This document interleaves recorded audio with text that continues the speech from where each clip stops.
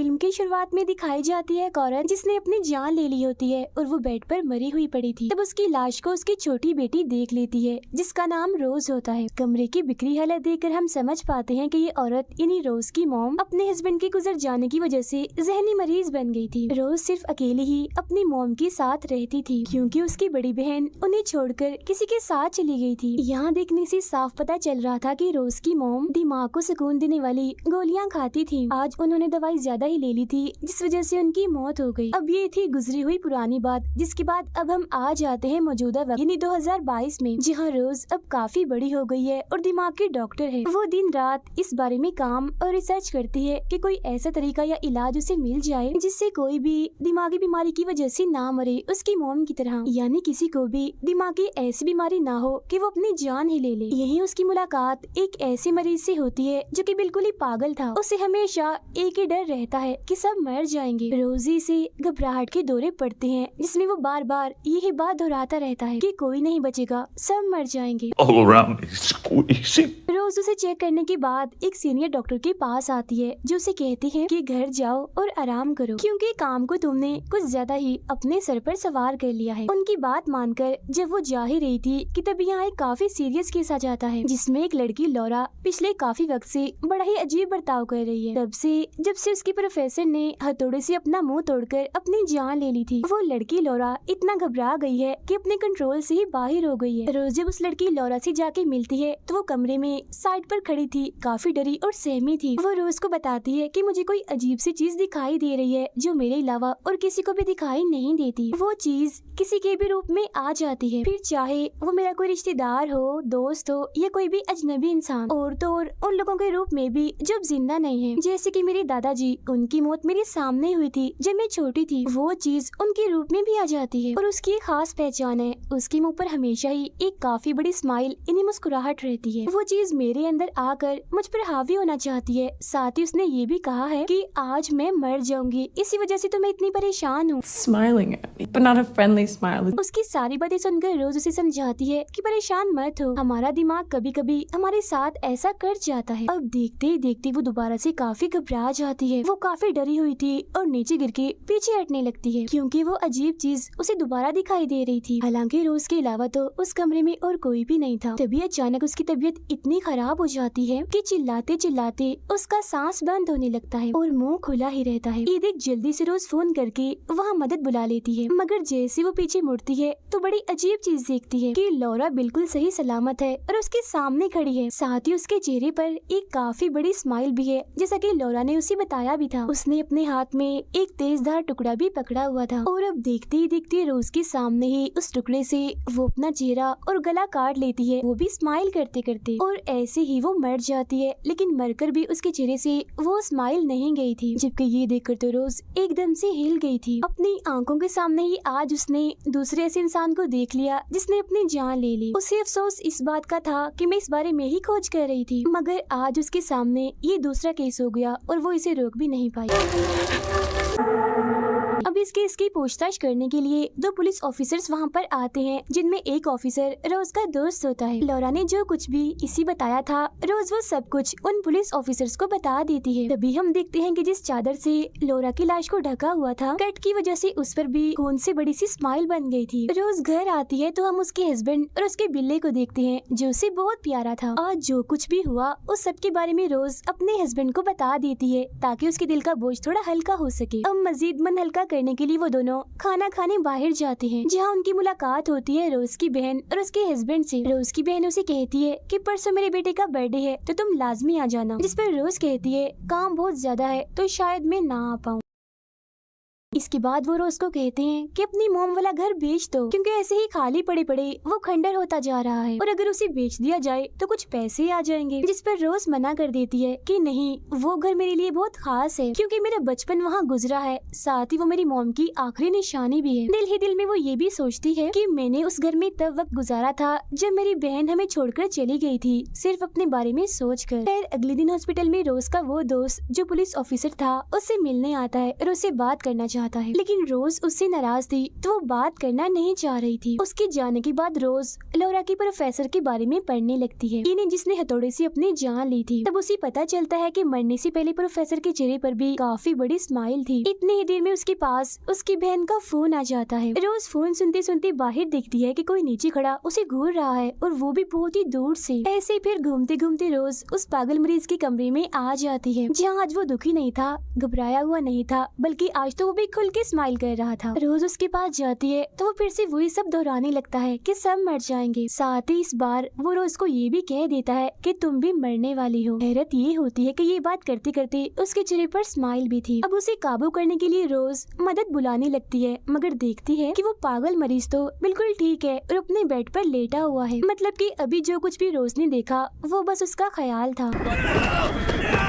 ये सब जानकर सीनियर डॉक्टर भी काफी हैरान रह जाता है, और वो रोज को एक हफ्ते की छुट्टी दे देता है ताकि वो थोड़ा आराम कर सके, उसे ज़हनी सुकून हो। घर जाते हुए रास्ते में वो गिफ्ट की दुकान में जाती है अपने बहन के बेटे के लिए गिफ्ट खरीदने के लिए। यहाँ हम एक खिलौने पर एक फैमिली को बना हुआ देखते हैं जो सब स्माइल कर रहे थे। घर जाकर जब वो गिफ्ट पैक कर रही थी तो उसके हस्बैंड का मैसेज आता है कि आज मैं लेट हो जाऊंगा, काम बहुत ज्यादा है। इसके बाद वो बड़े आराम से शराब पी रही थी कि तभी अचानक से सिक्योरिटी अलार्म बजने लगता है, जिससे वो घबरा जाती है। वो घर का मेन दरवाजा बंद करती है और देखती है कि पिछला दरवाजा तो खुला हुआ है, जबकि उसने तो बंद कर दिया था। तभी सिक्योरिटी का फोन उसके पास आ जाता है। वो अभी सब बता ही रही थी कि तभी सिक्योरिटी ऑफिसर कहती है कि पीछे देखो। डरते डरते वो पीछे देख ही रही थी कि तभी अचानक फोन बजने लगता है। दरअसल फोन तो सामने पड़ा था जो अब बजा था, और जो कुछ भी रोज ने देखा वो बस उसका वहम था। पुलिस वहाँ पर आ जाती है और पूरे घर की तलाशी लेती है, मगर उन्हें घर में कुछ भी नहीं मिलता। तभी यहाँ उसका हस्बैंड भी आ जाता है, जो रोज की उल्टी सीधी हरकतें देखकर काफी परेशान सा हो गया था। रोज खाना लेकर अपने बिल्ले को ढूंढ रही होती है, मगर वो कहीं नहीं मिल रहा होता। वो भी अचानक से गायब हो गया होता है। फिर रात को जब वो सो रही थी तो एक काफी बुरे सपने से उसकी आंख खुल जाती है, और उसको दोबारा नींद भी नहीं आ रही थी। इसीलिए वो लोरा की रिकॉर्डिंग सुनने लगती है, जहाँ वो देखती है कि जब लोरा ने खुद को मारा था तो वहाँ पीछे एक हल्की सी आवाज भी आ रही थी, जिसे सुनने के लिए जैसे वो आवाज तेज करती है तो अचानक से उसकी मोम की आत्मा आकर उसे डरा देती है, जिस हड़बड़ी में वो कुर्सी से नीचे गिर जाती है। अब क्योंकि ये सब भी सिर्फ उसे ही दिखाई दे रहा था, इसीलिए वो फौरन ही चाकू निकाल लेती है। अब उसकी आवाज सुनकर जैसे उसका हस्बैंड वहाँ आता है तो रोज के हाथ में चाकू देकर वो काफी घबरा जाता है। इसके बाद रोज जाती है अपने दिमाग के डॉक्टर के पास और उसे कहती है कि मुझे कोई दवाई लिख दे जिसे लेकर मैं थोड़ी रिलैक्स हो सकूं, मेरे दिमाग को सुकून मिल सके। मगर डॉक्टर उसे कहती है कि नहीं, तुम ठीक हो, तुम्हें कुछ नहीं हुआ, बस आराम करो। अगर तुम आराम करोगी तो ठीक हो जाओगी। तब इस बात से मायूस होकर वो वापिस आ जाती है। इसके बाद वो जाती है अपनी बहन के बेटे की बर्थडे में। वो यहाँ पर ऐसे जाहिर करवा रही थी कि जैसे सब कुछ ठीक है। अब जब रोज की गिफ्ट खोलने की बारी आती है तो उसकी बहन का बेटा गिफ्ट देखकर काफी हैरान रह जाता है, क्योंकि गिफ्ट के अंदर था रोज का मरा हुआ बिल्ला। ये देख पार्टी में आया हर इंसान काफी हैरान था, साथ ही रोज भी काफी सहम गई थी। और तभी वो देखती है कि वहाँ आई एक मेहमान उसे घूर कर देख रही है और बड़ी ही अजीब स्माइल भी दे रही है, जबकि ऐसा कुछ था ही नहीं, ये बस रोज को ही नजर आ रहा था। अब तभी वो मेहमान रोज के काफी पास आ जाती है, जिसे बचने के लिए जैसे वो पीछे हटती है तो वो शीशे के टेबल पे जाके गिरती है। कांच के टुकड़े उसकी बाजुओं में घुस जाते हैं, जिससे वो काफी जख्मी हो गई थी। इसके बाद उसे उसी के हॉस्पिटल में लाया जाता है, जहां डॉक्टर उसे समझा रहा था। यही हम एक बोर्ड पर एक और स्माइल वाला चेहरा भी देखते हैं जो नो पेन के सामने था। मतलब जब इंसान को कोई पेन नहीं होती तो वो स्माइल करता है। घर जाकर रोज अपने हस्बैंड को सारी बात बता देती है, जो कुछ भी उसके साथ हो रहा था, मगर ना तो वो उसकी बातों का यकीन करता है और ना ही उसका साथ देता है, बल्कि उल्टा वो तो उससे डर रहा था, इसीलिए वो उसके साथ कमरे में रह भी नहीं रहा था। रोज बेचारी अकेली ही खुद को संभाल रही थी और डर उसे भी लग रहा था, क्योंकि उसकी मॉम की आत्मा उसके साथ ही थी। अब सारी सूरत हाल को देखते ही अगले दिन रोज लौरा की प्रोफेसर की वाइफ से मिलने जाती है। वो रोज को बताती है कि मेरे हस्बैंड को भी ऐसा ही कुछ दिखाई दे रहा था, लेकिन उसके चेहरे पर स्माइल नहीं थी, क्योंकि हो ही नहीं सकती थी। वजह ये है कि उसने हथौड़े से अपने चेहरे का बुरा हाल कर लिया था। प्रोफेसर ने उस चीज की कई सारी ड्राइंग्स भी बनाई हुई थी जो बार बार उसे नजर आया करती थी। यहाँ उन लोगों की ड्राइंग भी थी जिन्हें मरे हुए काफी अरसा हो गया था, और उन सबके चेहरों पर भी स्माइल थी। रोज उससे से पूछती है कि सबकी शुरुआत कब हुई। तो प्रोफेसर की वाइफ बताती है कि वो एक दिन किसी पार्टी से घर लौटे थे तो उन्होंने एक ऐसी औरत को देख लिया था जिसने खुद ही अपनी जान ले ली। मतलब कि ये किस्म का कर्ज इन्हीं शराब है जो एक से दूसरे तक जा रहा है। प्रोफेसर के सामने वो औरत मरी तो वो श्रापित हो गया। फिर प्रोफेसर मरा लौरा के सामने तो वो श्रापित हुई, और क्योंकि लौरा तो मरी थी रोज के सामने तो अब ये भी श्रापित है। और अब जानना ये था कि सबकी शुरुआत कैसे हुई, मतलब सबसे पहले कौन मरा जहाँ से कर्ज शुरू हुआ, और अब इसे कैसे खत्म किया जा सकता है, वरना तो कुछ दिन में रोज भी मर जाएगी। रोज जब उस औरत को ये बताती है कि जो कुछ आपके हस्बैंड के साथ हुआ था अब वो मेरे साथ भी हो रहा है, तो वो औरत ये सुनकर चिढ़ जाती है और बगैर कुछ सोचे समझे रोज को अपने घर से निकाल देती है। अब कोई और रास्ता ना होने पर रोज अपने उस पुलिस ऑफिसर दोस्त के पास मदद के लिए जाती है, जहाँ वो तो पहले से ही उसकी मदद के लिए तैयार था। प्रोफेसर का रिकॉर्ड छानने पर उसे पता चलता है कि उसके सामने एक बूढ़ी औरत ने अपनी जान ली थी, जिसकी तस्वीर भी हम यहाँ देख पाते हैं। उस औरत के सामने जिस आदमी ने अपनी जान ली थी हम यहाँ उसकी वीडियो भी देख पाते हैं। जब ये औरत अपनी गाड़ी में पेट्रोल डलवा रही थी तो वो आदमी इसके सामने आया और अपना गला काट कर उसने अपनी जान ले ली। उस आदमी के चेहरे पर भी स्माइल थी। ये सब जानकारी लेने के बाद वो अपने हस्बैंड के पास जाती है ताकि उसे सारी सच्चाई बता सके, लेकिन घर आकर देखती है कि उसका हस्बैंड रोज के डॉक्टर के साथ बैठा हुआ है, क्योंकि उसे ऐसा लग रहा है कि रोज का ज़हनी तवाज़ुन खराब हो गया है, उसे इलाज की जरूरत है। ये देख रोज को गुस्सा आ जाता है और यहाँ से निकलकर वो सीधा अपनी बहन के पास चली जाती है। वो उसे सारी बात बता देती है, लेकिन वो भी उसकी बातों का यकीन नहीं करती और कहती है कि तुम भी बिल्कुल मोम जैसी पागल बनती जा रही हो। ये सुन रोज को और भी गुस्सा आ जाता है और वो अपनी बहन को कह ही देती है कि तुम क्या जानती हो मॉम की हालत के बारे में, तुम कौन सा उनके साथ थी, तुम तो भाग गई थी उस वक्त। ये कहकर वो गुस्से में अपनी गाड़ी में आकर बैठ जाती है। तब उसकी बहन भी उसके पीछे पीछे आती है और गर्दन मोड़कर रोज को डराने लगती है और साथ ही अजीब सी स्माइल भी दे रही थी। उसे देखकर रोज की हालत खराब हो जाती है और अकेली ही वो गाड़ी में बैठकर चिल्लाने लगती है, क्योंकि जो कुछ वो देख रही थी सब उसका वहम था। अब उसके पास उसके दोस्त यानी पुलिस ऑफिसर की कॉल आती है जो उसे बताता है कि इसी से जुड़े 20 केस मिले हैं, जिनमें 19 तो वो हैं जिन्होंने खुद अपनी जान ली थी और एक इकलौता केस ऐसा है जिसने अपनी जान नहीं ली थी। वो एक आदमी है जो फिलहाल जेल में है। अब उस जेल वाले आदमी के सामने उसके साथी ने अपनी जान ली थी, मतलब कि श्राप उसकी तरफ चला गया, मगर उस आदमी ने कुछ दिन के बाद अपनी जान लेने की बजाय एक औरत को मार दिया और जिसने उस आदमी को ऐसा करता हुआ देखा ये श्राप उसकी तरफ चला गया। मतलब एक चेन की तरह वो फिर से आगे बढ़ने लगा। अब यही इस शराब से बचने का तरीका भी है, यानी तुम खुद मरने की बजाय किसी गवाह के सामने दूसरे इंसान को मार दो और ये श्राप उसे दे दो। फिर जब ये लोग जेल जाते हैं उस आदमी से मिलने के लिए तो वो भी श्राप से छुटकारा हासिल करने का यही रास्ता बताता है कि तुम्हें किसी गवाह के सामने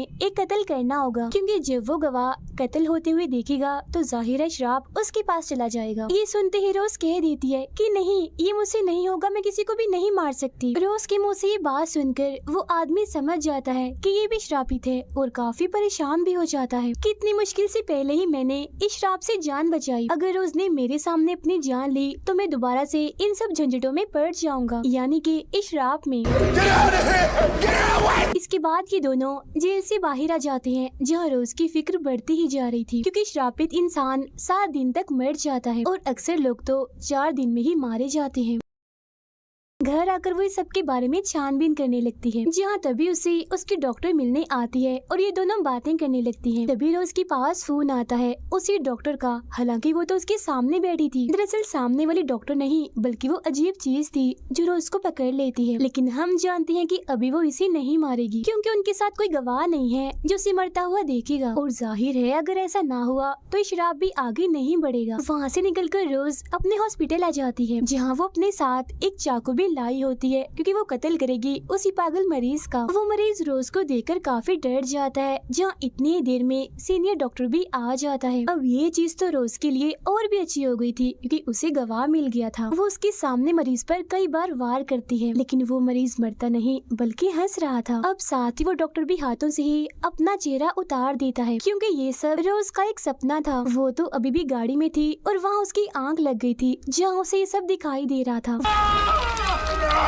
वो इस सब के बारे में सोचकर फिक्रमंद हो ही रही थी कि तभी उसके सामने सीनियर डॉक्टर आ जाते हैं और कहते हैं कि अभी तुम्हें अकेले रहना चाहिए ताकि तुम ठीक हो सको। डॉक्टर की ये बात रोज को काफी पसंद आती है क्योंकि जब तक वो अकेली रहेगी वो चीज उसका कुछ बिगाड़ नहीं पाएगी, क्योंकि उसे चाहिए एक गवाह। कुछ देर के बाद रोज के पास उसके दोस्त की कॉल आती है जिसे वो कहती है मैं अब अकेली ही रहूंगी क्योंकि अकेली रहने से वो चीज मेरा कुछ बिगाड़ नहीं पाएगी और मैं नहीं मरूंगी। ये कहते ही वो फोन काट देती है। अकेले वक्त गुजारने के लिए वो अपनी मॉम के घर चली जाती है जो सालों से खाली पड़ा था और मोबाइल उसने गाड़ी में ही रख दिया था। अब रोज जैसे ही इस घर में आती है तो हम दोबारा से गुजरे हुए वक्त में चले जाते हैं। इन्हीं जब रोज छोटी थी जहाँ से इस कहानी की शुरुआत हुई थी, हमें पता चलता है कि उसकी मॉम ने अपनी जान नहीं ली थी बल्कि दवाई ज्यादा लेने के बावजूद भी वो जिंदा थी। उनकी बस तबीयत खराब हो गई थी। वो रोज से मदद मांग रही थी लेकिन उसने अपनी मॉम की मदद नहीं की और किसी को भी फोन करके नहीं बुलाया क्योंकि वो तो यही चाहती थी कि उसकी मॉम मर जाए ताकि वो इनके जुल्म और रौब से बच सके। ये काफी गहरा राज है जो सिर्फ वही जानती है। लालटेन लेकर जैसे उस कमरे में जाती है तो दोबारा से उसे वहाँ अपनी मॉम मिल जाती है। उसकी मॉम अजीब सी शैतान में बदलकर रोज को पकड़ लेती है और कहती है कि तुम अपने दिमाग से छुटकारा हासिल नहीं कर सकती। ये सुनकर रोज लालटेन से उस पर हमला करके उसे आग लगा देती है।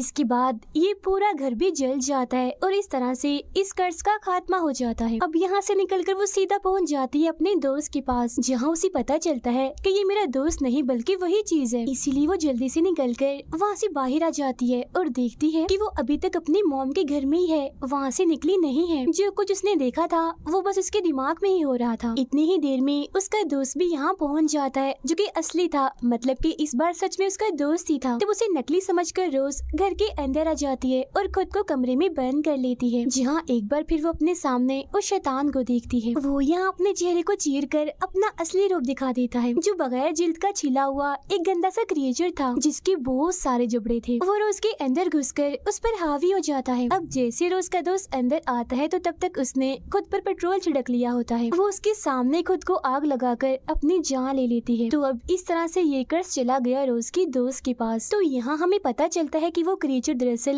एक शैतान है जो हेल यानी जहन्नुम से आया है और उसका ये श्राप किसी भी सूरत तोड़ा नहीं जा सकता। फिर इसके लिए चाहे कोई स्माइल या गवाह हो या ना हो, हर हाल में इसने एक के बाद एक करके आगे जाना ही है। बस एक छोटी सी चीज है कि अगर आप इस शराब से खुद बचना चाहते हो तो किसी दूसरे को मार दो, लेकिन अगर आप इसे खत्म करने का सोच रहे हो तो ऐसा नहीं हो सकता। इसी के साथ ये फिल्म यहीं पर खत्म हो जाती।